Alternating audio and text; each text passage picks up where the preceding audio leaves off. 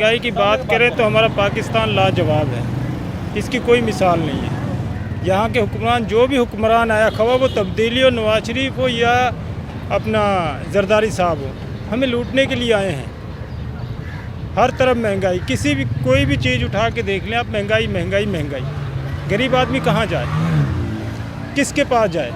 अगर इनके पास फरियाद लेके जाएंगे तो हज़ारों साल लग जाएंगे, इनकी करप्शन नहीं ख़त्म होगी।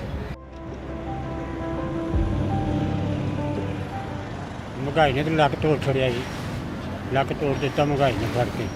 कोई चीज़ नहीं सस्ती। लैन आया सा, मुर्गी लैन आया सा, मुर्गी जनाब 350 रुपये किलो विकती पई है। कोई पुछण वाला नहीं, कोई दसन वाला नहीं, कोई गल नहीं, कोई बात नहीं। दवाइयाँ, मैं मरीज़ हाँ वह शुगर का, दवाई पहले जी 100 रुपये की मिलती सी, 220 रुपये की हो गई है। नौकरियाँ देन बच्चों को देन, जिन्हें कारोबार तबाह कर देते, कारोबार तबाह हो गए हैं, कुछ नहीं है। बड़ी मुश्किल गुजारे होंगे पे हैं।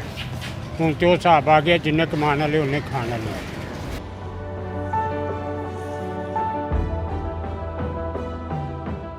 महंगाई का भाव को पुछो ना, जिहड़ा मजदूर आदमी रोज़ कमान वाला वो तो भुखा ही मारदा पिया ना।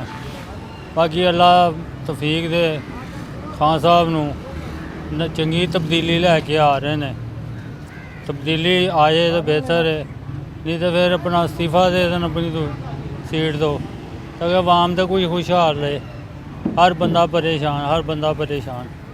हुण की करे बंदा महंगाई दे विच।